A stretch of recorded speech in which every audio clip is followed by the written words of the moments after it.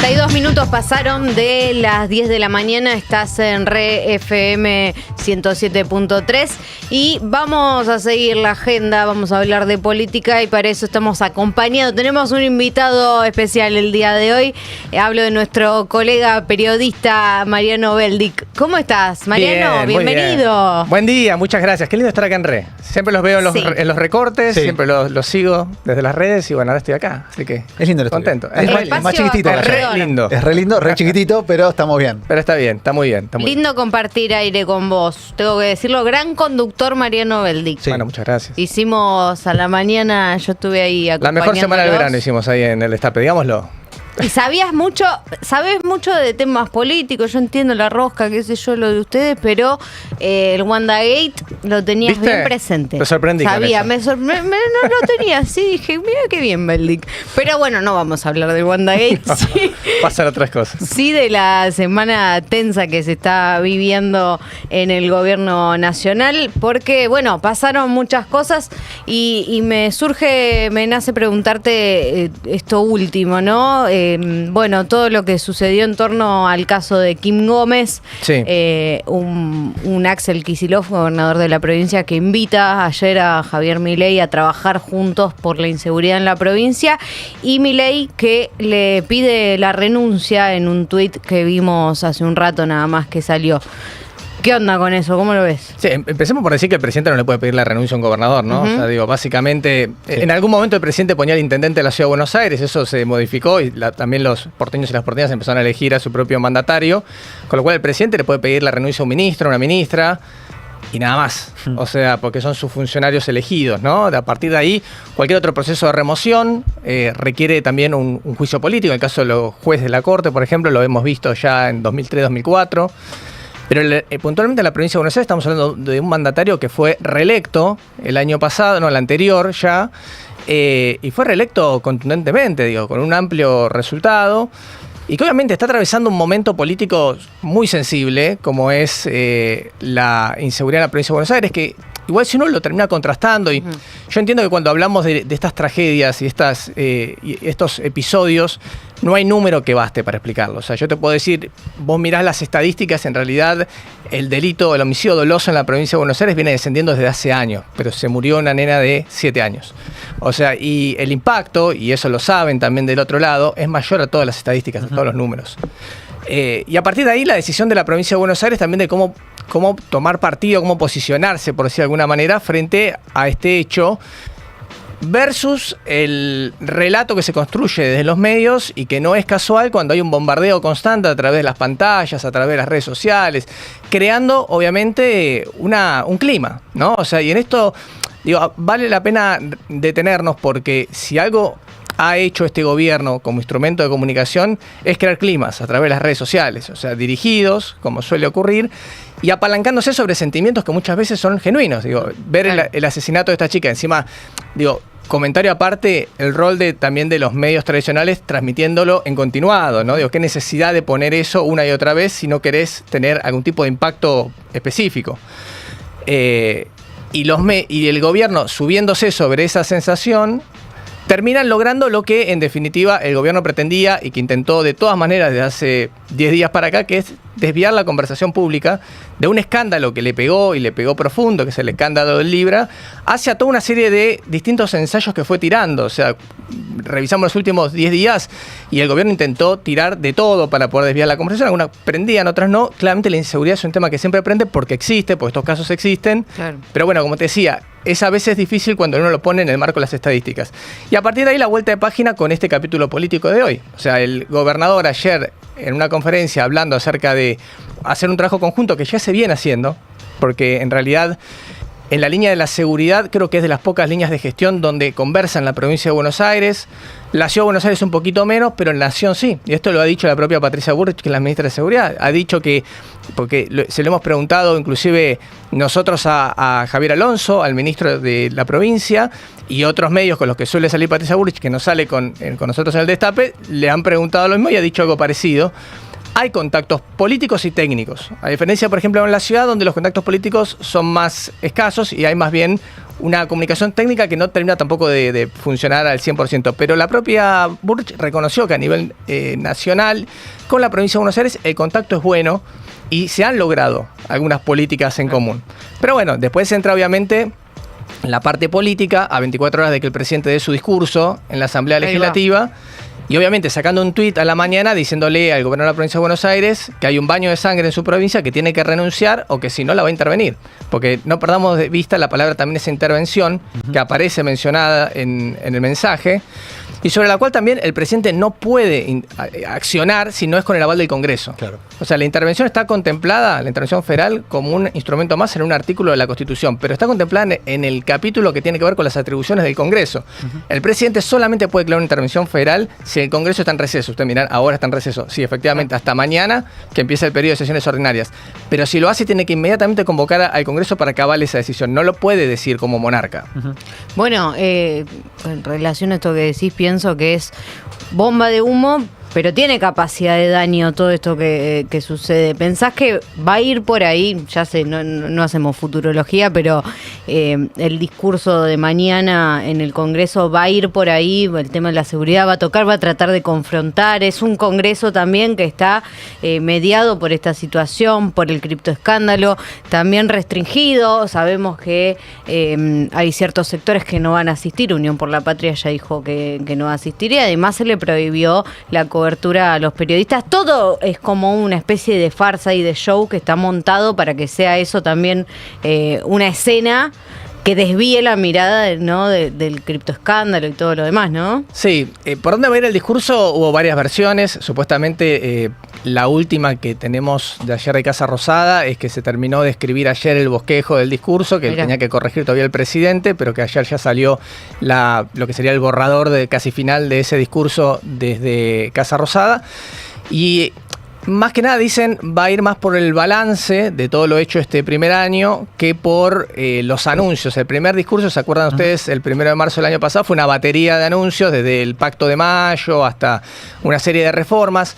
Muchas de esas reformas no se concretaron, pero las tienen en agenda del gobierno. La reforma previsional, por ejemplo, que hace poquito lo eyectaron, hay uno que le podía pedir la renuncia, Mariano de los Heros de ANSES, por hablar y por anticiparse por lo menos ese fue el comunicado oficial, ¿no? Después veremos qué razones había por detrás de bambalinas, pero él que dijo de los Heros que había una reforma previsional, que el gobierno quería avanzar. Y es cierto, el gobierno quiere avanzar en una reforma previsional. El tema le tiene que dar los números después en el Congreso, y en un año electoral son temas más sensibles. O sea, si yo te digo te voy a subir la edad jubilatoria, vas a trabajar más todavía, y posiblemente esto va atado, porque lo dijo el propio presidente, una reforma laboral que también el gobierno quiere hacer para que vos trabajes más horas por día también para financiar esa jubilación.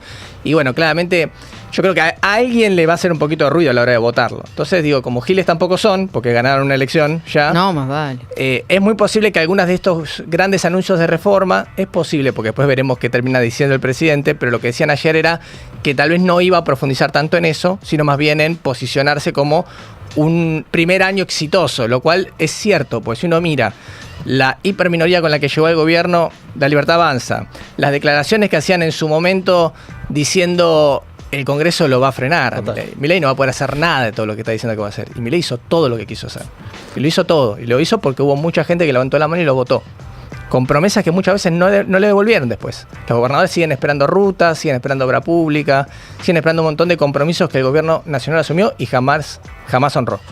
Y respecto a la actitud de la oposición frente a lo que va a pasar mañana, ¿cómo la ves? Digo, ¿te parece razonable que la oposición decida no ir a la asamblea o crees que hubiese sido, pues recién leía también discusiones en redes de, es una buena oportunidad también para hacer lo contrario, que es frente al cierre que quiere hacer Milei, prohibiendo a los medios cubrir, plantás una bancada de diputados opositores filmando y saliendo en vivo por redes, contando lo que está pasando? Digo, ¿sentís que hay una oportunidad perdida o cómo la ves esa?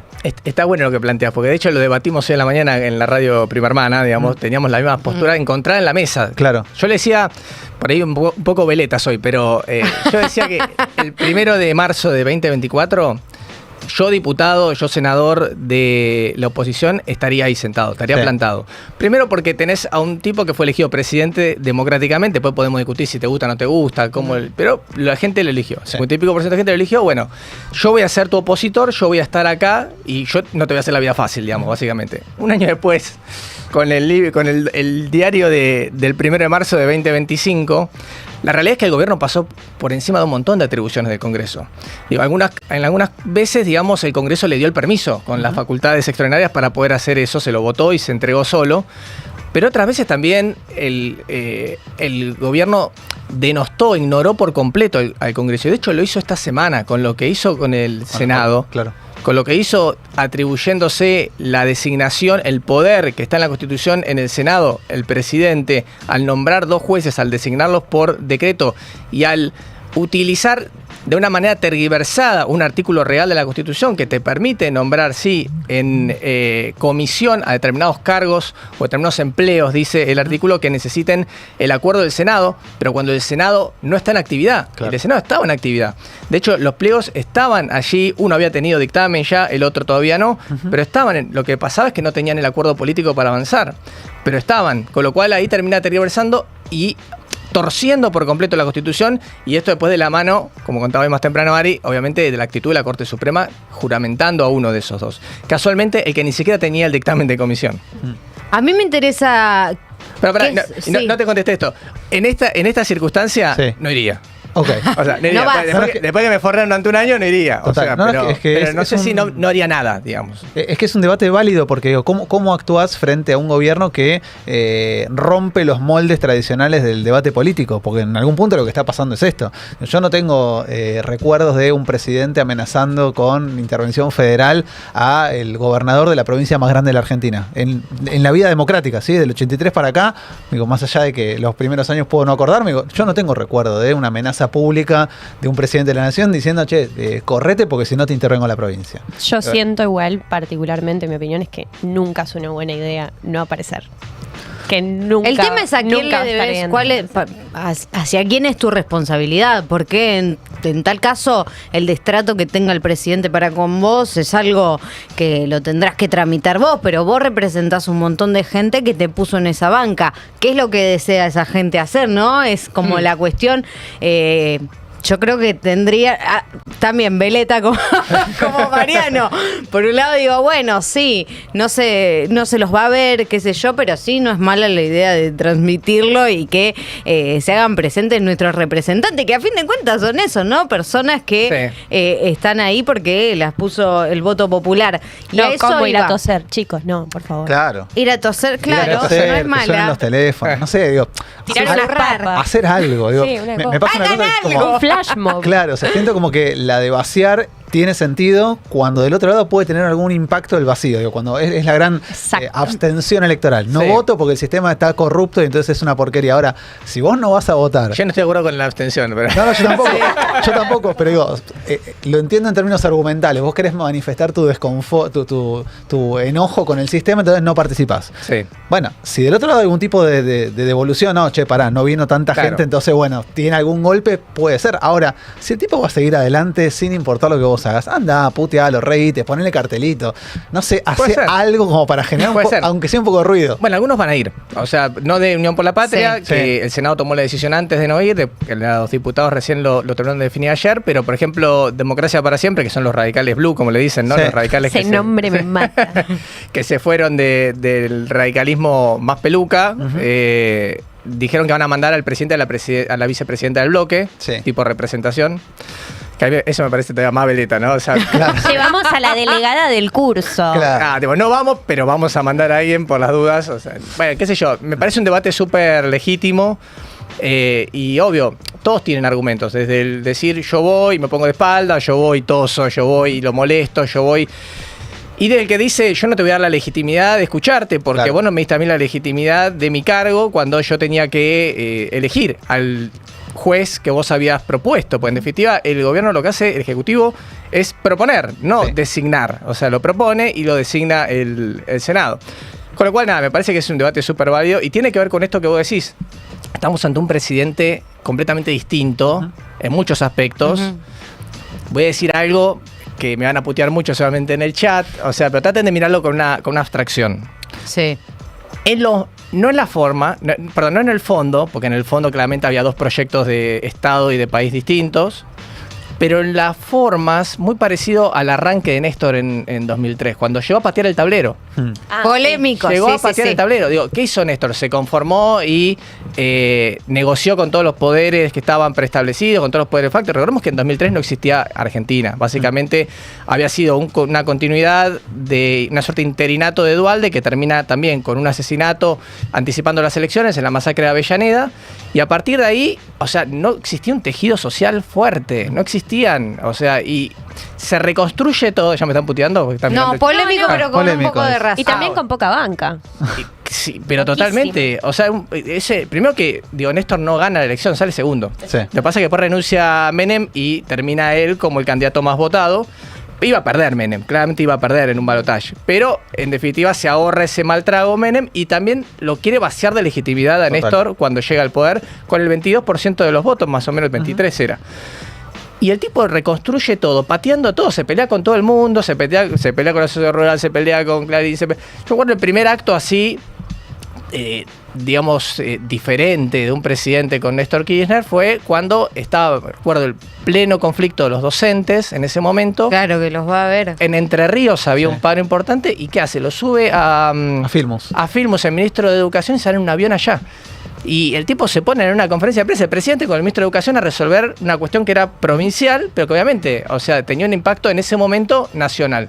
Bueno, en los disruptivos no es tan diferente en eso, ¿no? En venir yo, vengo y pateo el tablero y pongo mi forma. Y el contraste con la impotencia de Alberto también, o sea, venimos de un presidente que no ejerció el poder. Totalmente. Entonces es mucho el contraste. Totalmente. Después, obviamente, aclaro, para entrar el recorte, en el fondo de la cuestión, y sí, claramente, o sea, Néstor llegó con un proyecto de construcción de un Estado presente, o sea, de un Estado integrado a América Latina, de un Mercosur, de revivir el Mercosur, básicamente. Y Milei tiene todo un proyecto que va en línea opuesta a todo eso, ¿no? O sea, pero bueno, dicho esa aclaración. No me invitan más. Por favor, quiero saber, una de las cuestiones que estábamos hablando hace un rato es qué es lo que va a pasar después de la apertura de sesiones, porque tienen previsto hacer una cenita y no está invitada Victoria Villarroel. Qué bárbaro. ¿Cómo ves la relación de tensión hacia el adentro del gobierno entre, el villarroelismo, si se puede decir así, y Javier Milei? No hay relación. No hay relación. No, está claro que está rota. Está rota hace mucho antes, ya en su momento contaban que, no sé si se acuerdan que en plena campaña todavía, cuando estaba compitiendo Victoria Villarroel con el sello de la Libertad Avanza y todo, lanzó su propia formación política dentro, un acto en plena campaña. Eso ya de por sí había caído un poquito mal, amén de que son sectores muy diversos que confluyeron ahí en esa alianza, que ni pensaban en ganar la elección, que terminaron siendo el cisne negro, como se dice en política, el fenómeno inesperado, ¿no? Que de inesperado tiene, obviamente, porque no supimos leer lo que estaba pasando, y siempre esto lo lees con el diario del día después. O sea, es una tendencia que viene en todo el mundo, la de estos muchachos que tienen una mirada particular y una construcción política muy similar, aunque quizás después en la cuestión de la agenda difieren. O sea, hoy mirás la construcción económica de Trump y no tiene nada que ver con la de Milei. Sin embargo, se sacan una foto cada rato, se regalan motosierras y hacen todo ese show. Pero en definitiva, ¿qué dijo ayer, por ejemplo, Mauricio Claver Carone, que es el hombre para Latinoamérica elegido por Marco Rubio, el secretario de Estado, el canciller, y Milei? ¿Acuerdo de libre comercio con Argentina? No. Quizás hay un acuerdo de inversiones. O sea, en otras palabras, subtitulado, la verdad que yo no tengo ningún interés en negociar con vos, bajar mi frontera para que vos me metas el biodiesel, los limones, todo. Sí me quiero quedar con todas tus cosas, me quiero quedar con todo tu litio, claro. Me quiero quedar con todos tus recursos. Por eso me interesan los acuerdos de inversiones, Claro. Quiero estar entre tus cosas. Es peligrosa la respuesta que puede llegar a venir de Milei, no siempre los envaselinados y demás. Una que te quiero hacer. Pero más por el lado del proceso electoral, ¿sí? ¿Cómo ves a la oposición hoy parándose frente al año electoral? Digo, que claramente ya está lanzado hace rato, que ahora está confirmado no hay paso, con lo cual de alguna manera hay que dirimir los conflictos internos para que no estalle, o si estalla. Digo, ¿cómo ves ese escenario y qué tanto aire le puede dar el conflicto de la oposición a un gobierno que está pidiendo aire hace rato? Bueno, las PASO creo que sin duda fueron la mayor conquista política del gobierno en este verano. Eso y obviamente frustrar por un voto la comisión investigadora por el escándalo de Libra, que eso también es un escándalo aparte, ¿no? O sea, senadores que votan habilitar un tema en la sesión y después terminan votándolo media hora en contra. O sea, pero bueno. En todo caso, alguien debería investigar qué pasó en el medio. Pero en el caso de las PASO, y era la apuesta del gobierno, digo, es mentira simplemente lo del gasto. O sea, hay una razón de ser también que a todos los partidos no les gusta ser de alguna manera democratizados a la fuerza con las PASO. Las PASO, yo en particular soy un defensor de las PASO. O sea, a mí no es un instrumento que a mí me pareció sumamente interesante. Lo que pasa es que fue, digamos, mal utilizado, precisamente por partidos políticos que prefieren seguir teniendo el control del dedo, o sea, el dedazo, y así se eligen candidatos que después terminan dando sorpresas, ¿no? Cuando gobiernan. Pero me parece que las PASO en su momento fue un momento de democratización de los partidos, de intento de reconciliación de la gente con la política, que nació en un momento muy particular, que era cuando veníamos del 2002 con mucho descrédito y se encontró esa herramienta como una suerte también de profundizar un proceso. Pero como decía, cuando vos la utilizás mal, cuando vos la corrompés, cuando vos decís vamos a ir a las PASO pero con una sola fórmula, claro. Y o sea, es como que simplemente se convierte en una suerte de revalida de esa fórmula y pierde el espíritu. Con lo cual el gobierno se agarra de alguna manera de decir vamos a ahorrarnos no sé cuántos millones de dólares, que después veremos a dónde van esos millones de dólares. Pueden ir a la CIDE o pueden ir a la... No hay presupuesto. Alimentos, digamos, ¿no? O sea, por eso, hoy por hoy no hay control de ese presupuesto. Pero en definitiva lo que hay detrás es una intención de que la gente se, digamos, deje de comprometer cada vez más con la política. Digo, ¿cómo sostenían ese proyecto de PASO? ¿Cómo lo defendían? Digo, el propio presidente de la Cámara de Diputados, Martín Menem, la gente está cansada de votar. La gente no tiene nada, no quiere que le rompa las bolas, no vayan a votar, un domingo menos, se quedan con la familia, hacen un asado si pueden, si les alcanza la plata. Y esa no es la solución.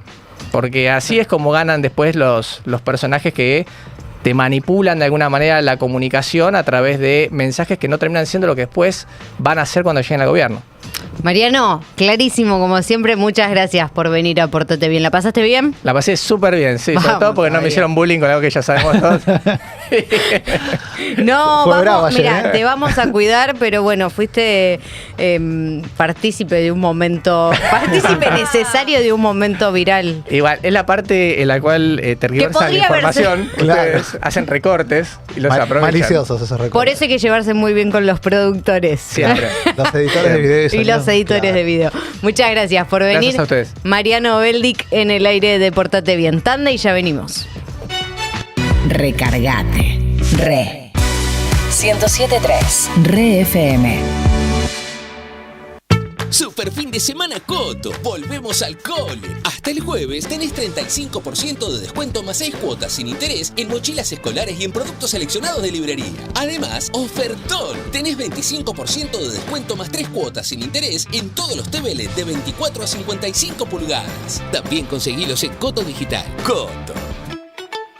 Para más información y condiciones o limitaciones aplicables, consulten coto.com.ar/legales. En Pilar, contamos con Mimuni, nuestra herramienta digital de atención ciudadana para solicitar turnos, realizar trámites y gestionar reclamos de manera ágil y cercana. Descárgate la app o chatea con nosotros por WhatsApp a través de 11 52 38 68 64. Las 24 horas del día. También podés acercarte a cualquiera de nuestros puntos Muni de lunes a viernes de 8 a 18 horas y los sábados de 9 a 15 horas. En Pilar, seguimos acercando el Estado a todos y todas las pilarenses. Pilar presente con futuro.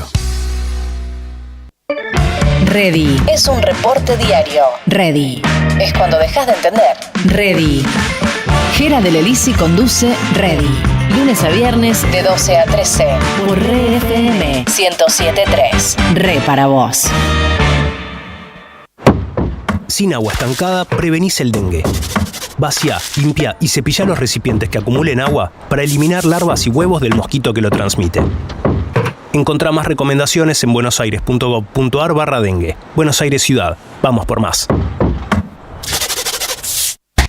107.3 Re FM.